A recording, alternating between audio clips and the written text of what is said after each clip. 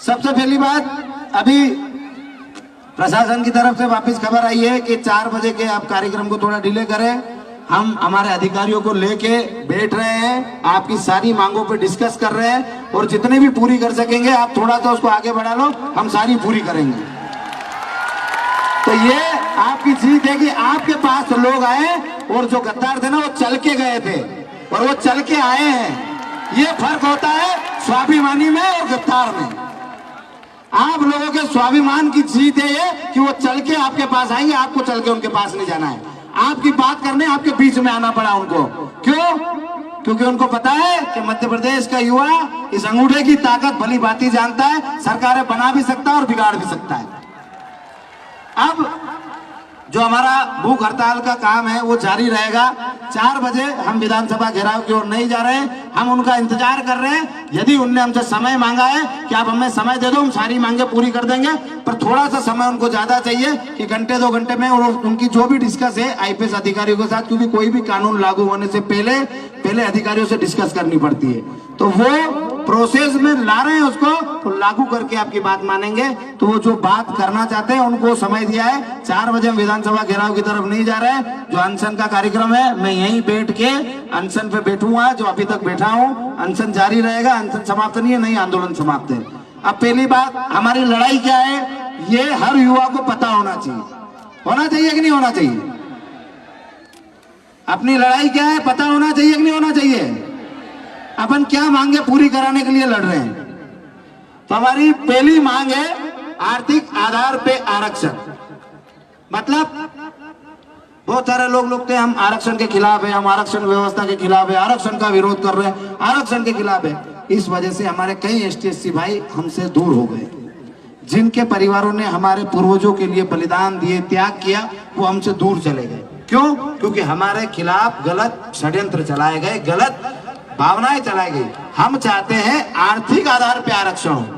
आर्थिक आधार पे आरक्षण होगा तो जो भी गरीब है, यदि राजपूत गरीब है तो उसको भी आरक्षण मिलेगा, ब्राह्मण गरीब है तो उसको भी आरक्षण मिलेगा, यदि जैन गरीब है तो उसको भी आरक्षण मिलेगा, यादव गरीब है तो उसको भी मिलेगा, जाट गरीब है तो उसको भी मिलेगा, पाटीदार गरीब है तो उसको भी मिलेगा, गुर्जर गरीब है तो उसको भी मिलेगा।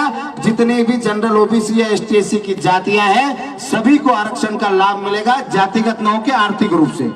जो गरीब होगा वो उसका लाभ लेगा और जो अमीर होगा वो स्वतः ही उस आरक्षण की प्रक्रिया से बाहर हो जाएगा। हमने उसमें मांग भी व्यवस्थित करी है कि जिनकी 8 लाख से ज्यादा आय है उनको उस आरक्षण व्यवस्था में नहीं रखा जाए। तो हमारी लड़ाई जाति से नहीं है, सिस्टम से है कि सिस्टम बदला कैसे जाए, क्या सुधार होने चाहिए आरक्षण में। तो हमने हमारी बात रखी कि आरक्षण को इस प्रकार से लागू किया जाए। दूसरी मांग है हमारी ST/SC एक्ट में परिवर्तन। ST/SC एक्ट में परिवर्तन कैसे? क्योंकि इसमें जांच का प्रावधान नहीं है, जांच का प्रावधान नहीं है। यदि आपकी किसी ने झूठी भी रिपोर्ट कर दी तो आपको सीधे जेल जाना पड़ेगा। हम ये चाहते हैं कि यदि कोई अन्याय करे तो जेल कर दो, कोई तकलीफ नहीं, पर बहुत सारे निर्दोष भाइयों को जेल काटनी पड़ती है, राजनीतिक षड्यंत्रों का शिकार होना पड़ता है। आप हम सब उस एक्ट से प्रताड़ित है और उसको जो दुश्मन होते हैं आपके, हमारे या जो राजनीतिक लोग होते हैं वो किसी युवा का भविष्य खराब करने के लिए उपयोग करते हैं। तो हम चाहते हैं कि उसमें जांच का प्रावधान हो, पहले जांच हो फिर गिरफ्तारी हो। यदि वो दोषी है तो उसको जेल कर दो, सजा कर दो, पर यदि वो दोषी नहीं है, निर्दोष है, तो उसको बाइज्जत बरी करके उस पर मुकदमा ही दर्ज नहीं है। ये हमारी मांग है।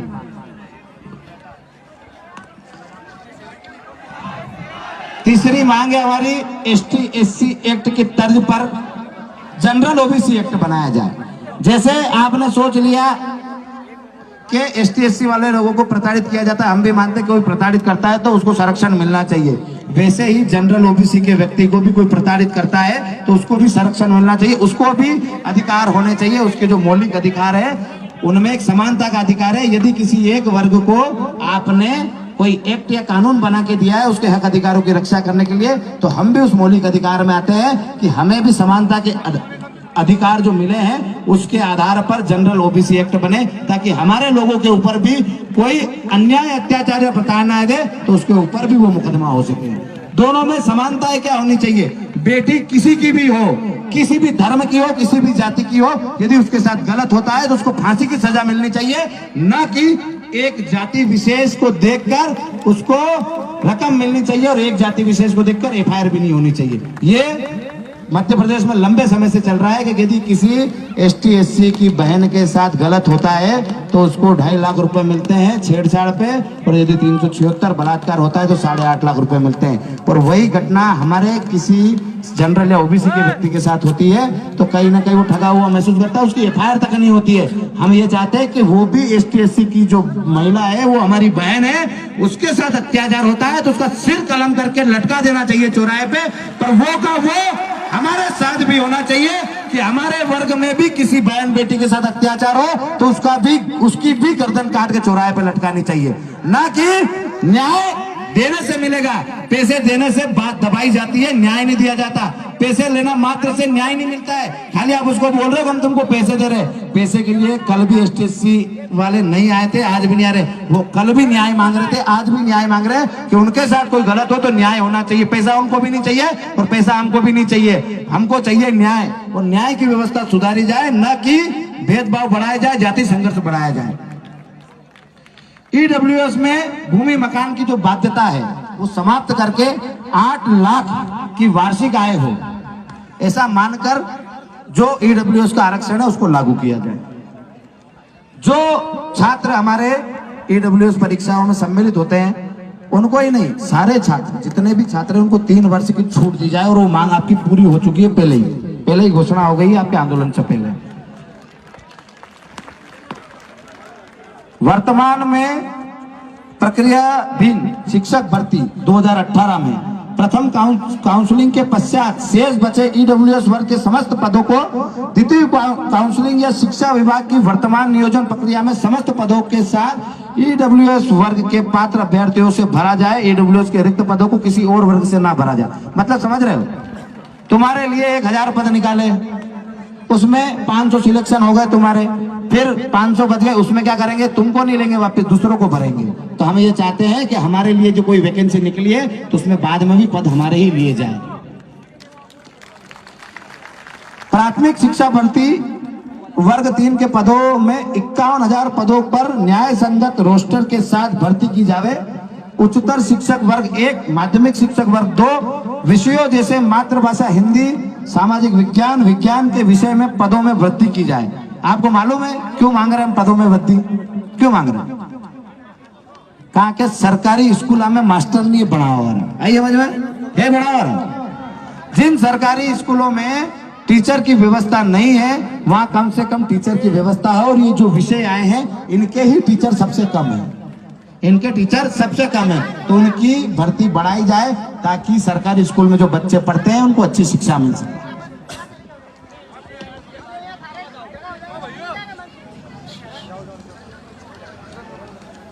भर्ती कानून बनाया जाए, ये सातवीं मांग है हमारी। ये कोरोना काल के पहले से, जब से सरकार बनी बिगड़ी, आपको पता है 5 सालों से मध्य प्रदेश में कोई भर्ती नहीं है। आई क्या भर्ती? सारे युवा मेहनत करते रहे और क्या मिला? एक वैकेंसी नहीं निकली और लोगों ने बोल दिया कि तुम नाकार हो, तुम निकम्मे हो। वो नाकार निकम्मे नहीं है, हमारी सरकार नाकार और निकम्मी है। वो बच्चे फेल नहीं हुए, वो सरकारें फेल हुई। क्यों फेल हुई? कि जो बच्चे मेहनत कर रहे थे उनके लिए आप वैकेंसी नहीं निकाल पाए 5 सालों में। और जब चुनाव आने वाले आप बोल रहे हो वैकेंसियां निकालेंगे। अरे जो 5 सालों में वैकेंसी निकलनी थी, जो बच्चे 23 साल के थे, 28 साल की जब उम्र होती है कि 28 साल में अवरेज हो जाएगा, वो 28 साल के और अवरेज होके उनको बाहर फेंक दिया। ये तो करणी सेना परिवार और सर्व समाज के भाइयों ने दम दिखाया, ताकत दिखाई, तो 3 साल की उन्होंने आयु सीमा बढ़ा दी। तो जो लोग वंचित हुए थे वो वापस पात्र हुए और इन भर्तियों में शामिल हो रहे हैं। तो हम चाहते हैं कि भर्ती कानून में प्रत्येक वर्ष डिसाइड करे सरकार के इतने वैकेंसी हम निकालेंगे और प्रति वर्ष नियमानुसार भर्तियां निकले, किसी भी साल गैप नहीं दी जाए। इसलिए हम चाहते हैं कि भर्ती कानून बनाया जाए, भर्ती आयोग बनाया जाए, ताकि मध्य प्रदेश शासन भर्तियां सुनिश्चित कर सके कि इतनी भर्तियां साल में निकालनी है। 8वीं मांग है, मध्य प्रदेश में जहां जितने भी मीडिया कर्मी हैं उनकी भी हमारे पास एक मांग आई थी, ज्वलंत मांग थी, हाथों हाथी आई थी।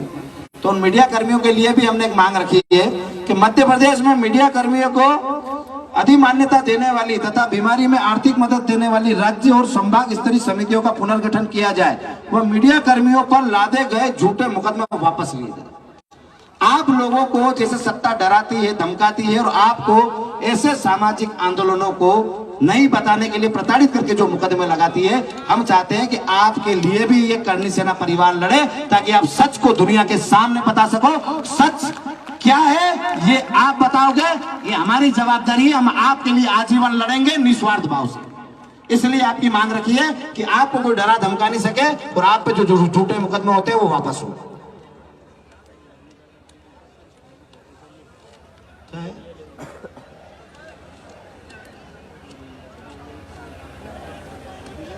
मतलब क्या पूछ के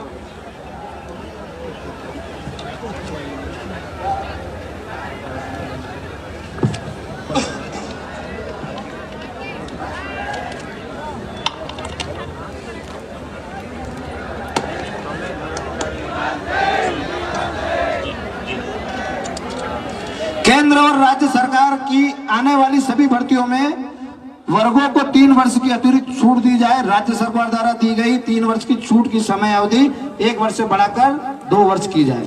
तो आपकी जीत पहले ही हो गई है, ये मुद्दा आपका पूरा हो गया। जो नवी मांग है 3 वर्ष की छूट पूरे राज्य में मिल चुकी है। आपको पहले ही जब हमने आंदोलन करा था बीच में ही आपकी मांग पहले पूरी कर दी गई थी, उसके बाद सारे षड्यंत्र चालू हुए। ये मांग आपकी पहले ही पूरी हो गई। अब 10वीं मांग बहुत बड़ी है। अतिथि शिक्षकों को विभागीय परीक्षा लेकर नियमित किया जाए। वर्ग 1 एवं वर्ग 2 की शिक्षक भर्ती 2018 जिन अतिथि शिक्षकों के कार्य अनुभव पूर्ण थे उनके अतिथि शिक्षक अनुबंध 2020-2021 तक मान्य कर अतिथि कोटे को 25% का लाभ दिया जाए। महानुभावों को भी योग्यता के आधार पर नियमित किया जाए। रोजगार सहायक, जो सहायक सचिव होते ना, एक तो अतिथि शिक्षक हो गए, एक सहायक सचिव हो गए।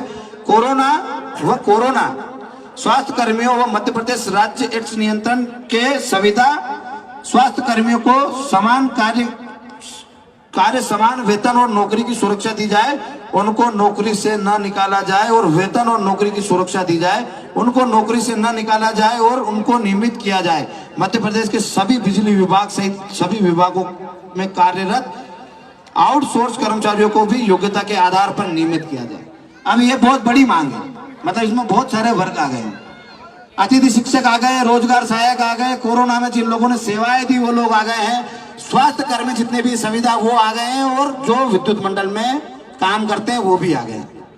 इन सब की मांगे इसलिए पूरी करना जरूरी है कि ये भारत की नींव है और इनके आधार पर ही पंचायत चलती है, इनके आधार पर ही स्कूल चलता है और इनके आधार पर ही बिजली विभाग चलता है। ये तीनों चीजें नहीं होगी तो देश में सब सन्नाटा छा जाएगा। इसलिए इन तीनों कर्मचारियों को, चारों कर्मचारी वर्ग को स्थायी किया जाए।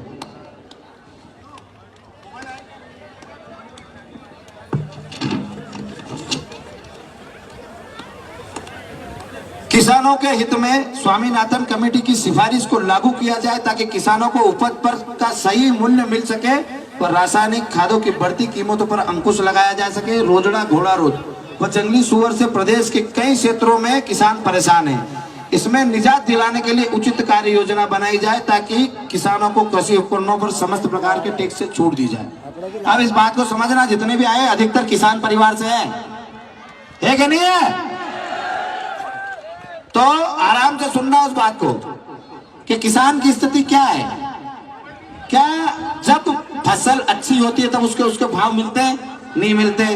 फेंकनी पड़ती है लहसुन प्याज, कितनी फसलें हैं जब अच्छी पैदावार होती है तो उसको फेंकनी पड़ती है और जब पैदावार कम होती है तो भाव बढ़ा देते हैं। जब हमारे सोयाबीन 50 किलो बीघे के होंगे तो भाव 8,000 न 9,000 न, जब हमारे सोयाबीन 5 कुंटल बीघे के होंगे तो 3,000।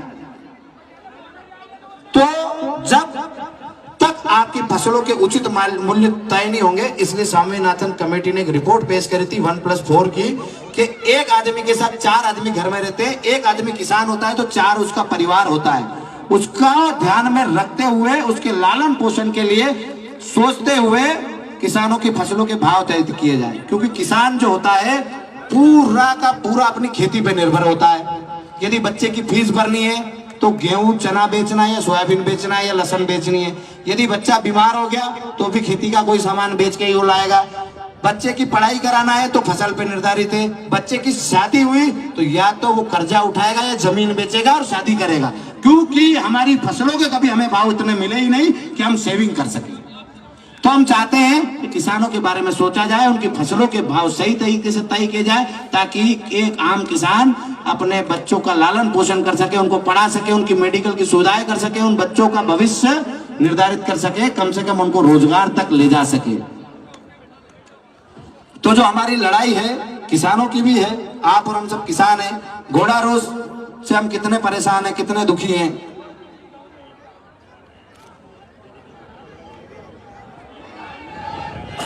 ये आप करते हैं। हेलो, खाद्य सामग्री रोजमर्रा की जो चीजें उससे जीएसटी हटाई जाए। अपन होटल पे खाना भी खाना जाते हैं ना तो जीएसटी ले लेते हैं। कोई भी चीज करते हैं, दही लाए तो जीएसटी ले लेंगे, तेल लाए तो जीएसटी ले लेंगे। तो हम चाहते हैं कि हम आम किसान हैं, हमारे ऊपर से जीएसटी हटाया जाए। क्षत्रिय महापुरुषों के इतिहास से छेड़छाड़ को तुरंत रोका जाए। इतिहास संरक्षण समिति बनाई जाए ताकि जात समाज आपसी सामंजस्य ना बने, मतलब आपसी जो सामंजस्य बिगड़ रहा है वो नहीं बिगड़े। हम एक दूसरे के साथ मिलकर लड़ रहे हैं। आज भी सर्व समाज के भाई हमारे साथ आए, तो हमें लड़ाने का काम सरकारें करती है, कुछ न कुछ नई चीजें लाती है और एक जाति दूसरी जाति से लड़ लेती है। हम चाहते हैं कि हम सब भाई जब एक जाजम पे बैठे, एक साथ बैठे, तो हमें कोई मनमुटाव नहीं होना चाहिए। और महापुरुष सभी के होते हैं, कोई जाति नहीं लगाई जाए उस पर। महापुरुषों को देश का लिखा जाए, राष्ट्र का लिखा जाए। स्वर्ण आयोग की कार्य प्रणाली में सुधार कर उसे क्रियाशील बनाया जाए एवं सक्रिय समिति बनाकर स्वर्ण हित में ज्यादा से ज्यादा अधिकार प्रदान किए जाए। अपने यहाँ स्वर्ण आयोग तो बना हुआ है पर उस पर कोई काम नहीं करता है। स्वर्ण आयोग के माध्यम से कभी गरीबों को छात्रवृत्ति नहीं मिली, कभी गरीबों के स्कूल की फीस माफ नहीं हुई, नहीं कभी उनकी किताबें या उनके कपड़ों के बारे में सोचा गया कि गरीब है तो इसको स्कूल की ड्रेस दिला दे, कपड़े। जो स्वर्ण आयोग का काम होता है कभी स्वर्ण आयोग ने करा ही नहीं। तो हम चाहते हैं कि स्वर्ण आयोग क्रियाशील हो ताकि जो गरीब बच्चे हैं उनके हित के बारे में सोचा जा सके।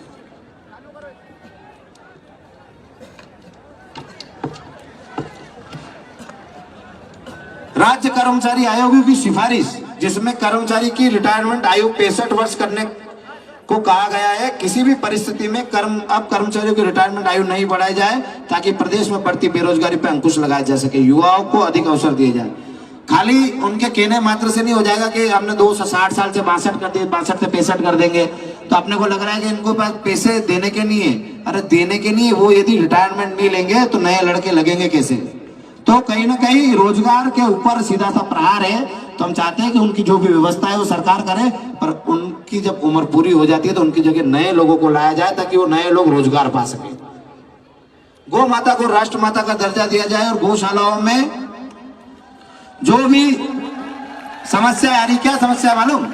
क्या समस्या? पहले गौ माता के लिए 20 रुपए आते थे महीने के, आज 5 रुपए आ रहे हैं। 5 रुपए में गौ माता का पेट भर सकते हैं अपन? नहीं भर सकते। तो गौशालाओं में कम से कम जितना उनका खर्चा आता है उतना तो दिया जाए। और जो गौमूत्र और गोबर है उसको सरकार खरीद के कहीं ना कहीं अच्छी जगह लगाए। खाद सामग्री हो या गौमूत्र से भी बहुत सारी चीजें होती है। अपने गैस भी के चूल्हे भी चलाए, गैस भी उत्पन्न हो सकती है गौ माता के गोबर से। तो उसके लिए व्यवस्थित रूपरेखा बना के गौ माता के लिए नियम कानून बनाए और माता को, गौ माता को राष्ट्र माता का दर्जा दिया जाए। अब एक मालूम तो है, सही अपने मुख्यमंत्री जी 4-5 बार घोषणाएं कर चुके हैं। पद्मावत मूवी में जितने भी मुकदमे हुए वापस लिए जाते हैं, पर अभी तक नहीं हुए। तो हमने फिर कहा कि पद्मावती फिल्म के विरोध में वह किसान आंदोलन में जितने भी दर्ज मुकदमे हैं वो वापस लिए जाए, क्योंकि किसान भी हमारे आपस के ही थे, हम में से ही थे। तो पद्मावत मूवी और किसान आंदोलन में जितने भी मुकदमे दर्ज हुए थे वो वापस लिए जाए सरकार के द्वारा, क्योंकि अनीति के द्वारा वो मुकदमे बनाए गए थे। वो अन्याय और अत्याचार के खिलाफ लड़ रहे थे। उन लोगों पे भी आप मुकदमा करोगे तो अन्याय और अत्याचार के खिलाफ लड़ेगा कौन? इस तानाशाही को हम नहीं झेलेंगे, इसलिए इन सारे मुकदमों को वापस लिया जाए।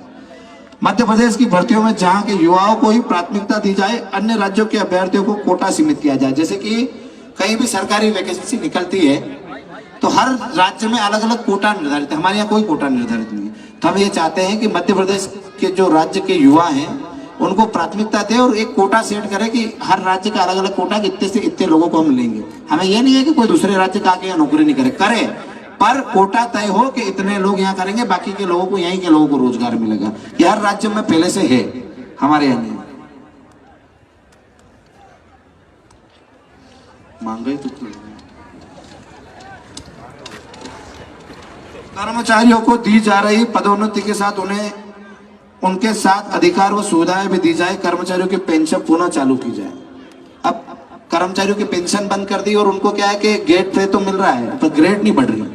मतलब आपको टीआई हो, एसआई हो, मतलब 1 स्टार हो तो 2 स्टार बना दिया, पर वो कागज में 1 स्टार ही लिखा हुआ है। तो हम चाहते हैं कि उनकी ग्रेड पे बढ़ाई जा रही है, मतलब जो उनकी ग्रेड पे बढ़ाई जा रही है उनकी ग्रेड भी बढ़ाई जाए। ये पुलिस कर्मियों के लिए मांग है और उनकी पेंशन भी चालू की जाए। नहीं, ये सभी कर्मचारियों के लिए थी पदोन्नति में। तो ये पुलिस वालों के लिए जैसे उनको अधिकार नहीं मिल रहे वैसे इनको भी नहीं मिल रहे। पुलिस विभाग में आरक्षकों की वेतन विसंगति को दूर कर 2400 ग्रेड पे लागू की जाए एवं प्रदेश के होमगार्ड सैनिकों को भी पुलिस कर्मियों की तरह ही वेतन और भत्ते प्रदान किए जाए। सरकारी स्कूलों की कार्य प्रणाली में सुधार कर शिक्षा का स्तर सुधारा जाए और प्राइवेट स्कूलों के मशीनरी स्कूलों की तानाशाही समाप्त कर फीस नियंत्रण रखे एक कमेटी बनाई जाए। इसको आपको विस्तृत से सुनना पड़ेगा, समझना पड़ेगा, क्योंकि ये बहुत बड़ा मुद्दा है। जैसे कि हमने कहा कि सरकारी स्कूलों की कार्य प्रणाली सुधारी जाए। अब सरकारी स्कूलों में बच्चे जाते हैं 20, 25, 10। यदि आपके गांव में आपका सरकारी स्कूल अच्छा होगा, प्राइवेट से बेहतर होगा, तो आप आपके बच्चों को कहां पढ़ाओगे? सरकारी स्कूल में, प्राइवेट में पढ़ाने थोड़ी भेजोगे। तो हम ये चाहते हैं कि उसकी व्यवस्था अच्छी हो। व्यवस्था अच्छी कैसे होगी? वहाँ अच्छे टीचर आएंगे, उसकी व्यवस्था सुधारेंगे, वहाँ के ड्रेस को सुधारेंगे, वहाँ बैठने की व्यवस्था अच्छी करेंगे, जब जाके वो प्राइवेट से अच्छा होगा। वहाँ पढ़ाई अच्छी होगी तभी हम हमारे बच्चे को प्राइवेट से निकाल के सरकारी में डालेंगे। तो हमारे ऊपर से जो आम व्यक्ति उसके ऊपर से जो शिक्षा का बोझ होता है या जवाबदारी होती है वो कहीं ना कहीं कम होगी। एक आम व्यक्ति के 3000 रुपए महीने के भी बचेंगे ना, तो साल के 36,000 बचते हैं। वो उसके लिए बहुत बड़ी जीत होगी यदि सरकारें ये काम करती है। जबकि ये सरकारों के मौलिक कर्तव्य है कि उनको अच्छी शिक्षा और अच्छा स्वास्थ्य आपकी राज्य की जनता को देना है। प्रदेश का मुख्यमंत्री की जवाबदारी होती है, उसे मौलिक कर्तव्य है, उसको निभाना चाहिए। वो नहीं निभा रहे। वैसे ही जो हमारे प्रधानमंत्री होते हैं उनके भी ये मौलिक कर्तव्य है कि अच्छी शिक्षा और अच्छा स्वास्थ्य पूरे देश को दिया जाए। तो शिक्षा व्यवस्था में सुधार हो। और जो उन स्कूलों की बात हो रही, प्राइवेट स्कूलों की, जहाँ महीने के 1-1 लाख रुपए, 2-2 लाख रुपए सालाना फीस है, उनकी बात नहीं हो रही। जिनकी बेचारों की 1500, 2000 रुपए, 3000, 5000 फीस है, क्योंकि वो उनका इतना खर्चा भी आता है। जो छोटे स्कूल है उनकी की बात नहीं हो रही, जो बड़े स्कूल है उनकी बात हो रही है। जो बड़े स्कूल लाख लाख, 2-2 लाख रुपए फीस ले रहे हैं, उनकी जो फीस है उस पर नियंत्रण हो। जो दूसरे प्राइवेट स्कूल है उसी के बात ही उनकी फीस हो। मध्य प्रदेश सरकार द्वारा पूर्व सैनिकों को नौकरियों में 10% आरक्षण का प्रावधान था, लेकिन मध्य प्रदेश सरकार ने नियमों में परिवर्तन कर हॉरिजॉन्टल कर मौजूदा भर्तियों में भूतपूर्व सैनिकों का आरक्षण स्वतः ही समाप्त कर दिया है, जो पूर्व सैनिकों के साथ अन्याय है।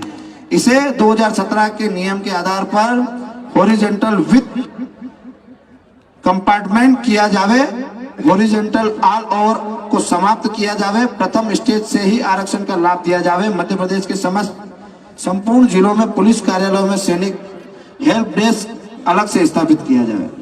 तो जो सैनिक हैं, जो अपने देश पे, अपने तिरंगे के लिए, अपने देशवासियों के लिए जान न्यौछावर कर देते हैं हंसते हंसते, उनके लिए यदि सरकारें इतना निस्ता पे आ रही है, इतनी तानाशाही कर रही है कि उनके आरक्षण को समाप्त किया जा रहा है, उनके आरक्षण को कभी समाप्त नहीं किया जाना चाहिए, क्योंकि वो देश की नींव है, वही देश की शान है। तिरंगे के बाद सबसे कोई सम्मानित है तो देश का सैनिक है, जो अपना संपूर्ण देके इस देश की सुरक्षा करता है, इस मातृभूमि की सुरक्षा करता है, और आप और हम शांति से घर पे रहते हैं।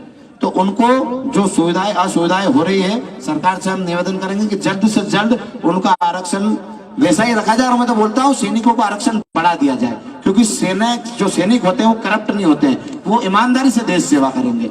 10% था 20% कर दो, पर उनको दो। इन्हीं मुद्दों को लेके हमने हमारी लड़ाई लड़ी है, हमारी मांगे रखी है आपके सामने। अब मेरी बात सुनो, जो उठ उठ के जा रहे हैं पानी पेशाब करने या जहीं भी, समझ जाओ ये आंदोलन खत्म नहीं हुआ है, आंदोलन चालू हुआ है। तो जाना मत, यहीं रुकना, ये आंदोलन अभी चालू हुआ है। आप रुकोगे तो लड़ाई मजबूत रहेगी, आप चले गए तो लड़ाई खत्म हो जाएगी, क्योंकि ये लड़ाई आपके दम पे लड़ी जा रही है, आपके साथ लड़ी जा रही है। अब राज दादा और महिपाल दादा जो भी ये सरकारी बैंक और जो भी चीजें आई हैं ये आपको बताएंगे। और हम चाहते हैं कि अब हम जो मैं यहाँ बैठने वाला हूँ भूख हड़ताल पे, मैं तो सुबह से ही भूख हड़ताल पे हूँ, अब मैं बैठूंगा। आप सबकी जवाबदारी है कि आपको इस आंदोलन को मजबूत करना है कि घर जाना है। यदि घर जाना हो तो आप पधार जाना, मेरी तरफ से कोई दबाव नहीं है। पर यदि ये लड़ाई अधर्म के खिलाफ है तो यहीं बैठे रहना और यहाँ से हिलना मत।